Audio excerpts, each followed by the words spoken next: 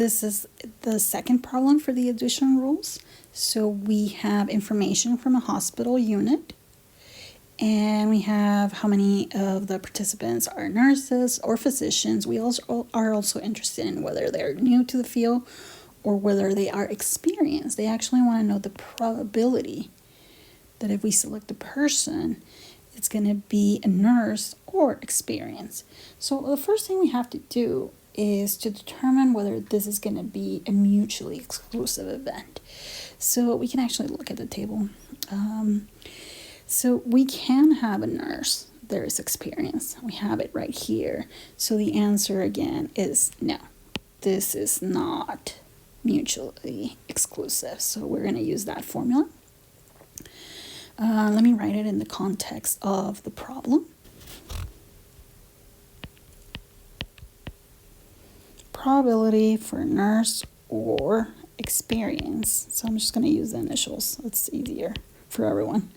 Probability that it's a nurse plus the probability that the person is experienced minus the probability that it's a nurse and it's experienced.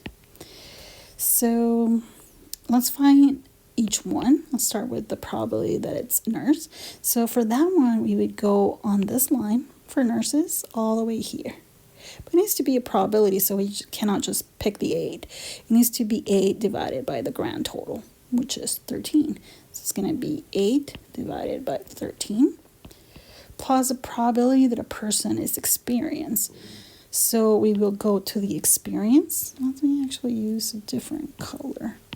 It's experience. Okay, that's not a great color, but I'm going to try.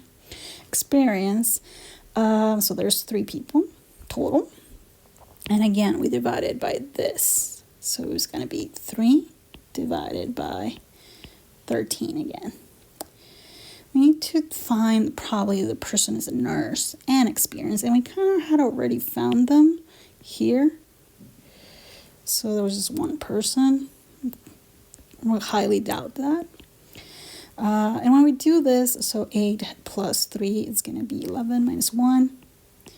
10 divided by 13, and I believe that's should be close to 0.80. I think it's 0.79 something, but let's go with that one.